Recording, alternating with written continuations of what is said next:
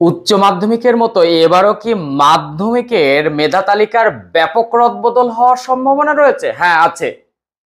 যেখানে 57 জন উচ্চ মাধ্যমিকের টপ 10 ক্যারি করেছিল সেই সংখ্যা বেড়ে গিয়ে 70।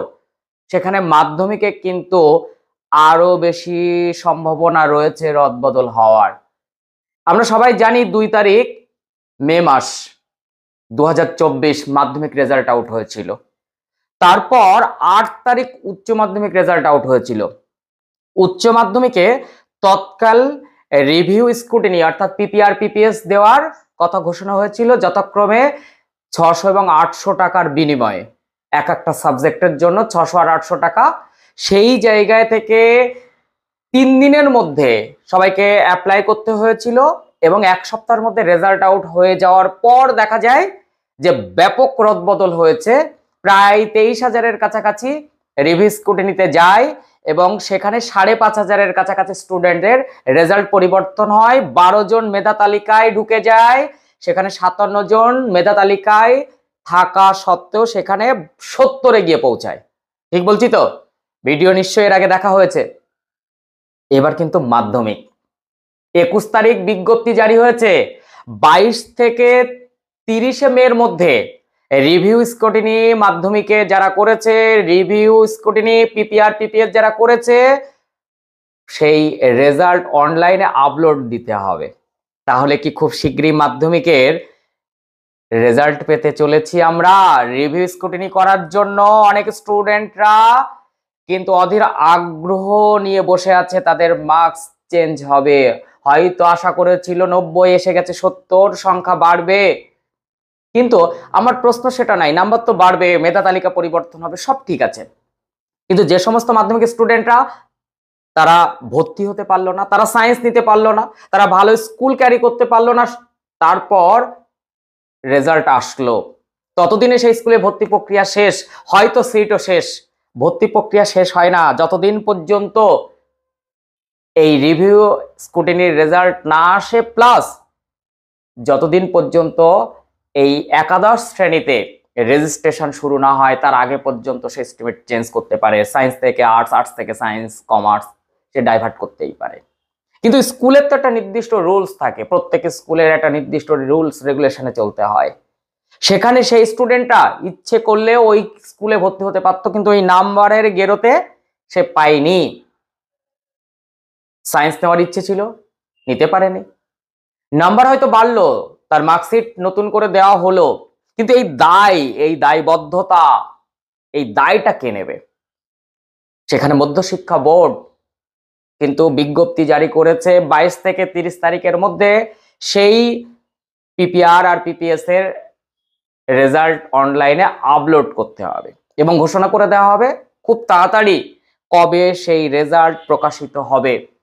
আমি আগের থেকে সবাইকে সতর্ক করে বলছি, যাদের স্ক্রুটিনিতে দেওয়া ছিল আমূল সম্ভাবনা হওয়ার চান্সেস নেই, কিন্তু কারণ সেখানে শুধু নাম্বার যোগ করে দেখা হয়। তাই যোগের ত্রুটি যদি থাকে, কোনো পেজ ডাবল হয়ে গেছে, হয়তো উঠে গেছে, একটা পেজ নাম্বার ধরা হয়নি, এই সমস্ত সমস্যাগুলো সেখানে দেখা হয়।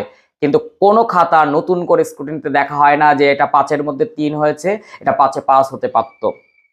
কাজেই সেই নাম্বার বাড়ার সম্ভাবনা নেই যেখানে আঙুল ফুলে কলা গাছ হতে পারে। তাই খুব আশা করে এখানে থাকলে কিন্তু একটু বিমর্ষিত হতে হতে পারে। তাই মাধ্যমিক আর উচ্চ মাধ্যমিক এই পিপিআর পিপিএস এর তৎকাল আর এখানে সাধারণ, এই দুটোর মধ্যে দিয়ে আমি বলতে পারি উচ্চ মাধ্যমিকে যে তৎকাল 7 দিনের মধ্যে যে রেজাল্ট আউট হয়েছে, আমূল পরিবর্তন হয়েছে, মাধ্যমিকেও আমূল পরিবর্তন হতে পারে, তবে উচ্চ মাধ্যমিকের মতো এতটা হওয়ার সম্ভাবনা আমি দেখছি না। তারপরেও যদি পিপিআর পিপিএস এ সন্তুষ্ট না হও, অবভিয়াসলি তোমাকে বলবো তুমি আরটিআই তে চলে যাবে। 75 দিন পর্যন্ত তার টাইম আছে। যদি তোমার নিজের প্রতি বিশ্বাস থাকে যে না আমি সত্যি পেতে পারি। আমার একাধিক ফোন এসেছে, একাধিক ফোন, একাধিক হোয়াটসঅ্যাপ, স্যার আমার পাওয়ার কথা ছিল 80, আমি টেস্টও 85, 82, 83 ক্যারি করেছি, কিন্তু আমার কি করে এই 30-35 নাম্বার এসেছে? তাদের আসবে না, আসতে পারে না, তারা এতটা খারাপ স্টুডেন্ট নয়। তবুও বলছি, তোমাদের সান্ত্বনা না দিয়ে তোমরা কিন্তু থেমে থাকবে না।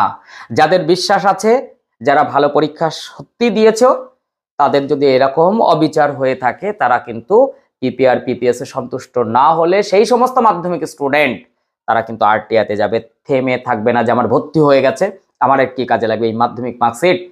তোমার কিন্তু সারা জীবনের একটা বড় এভিডেন্স।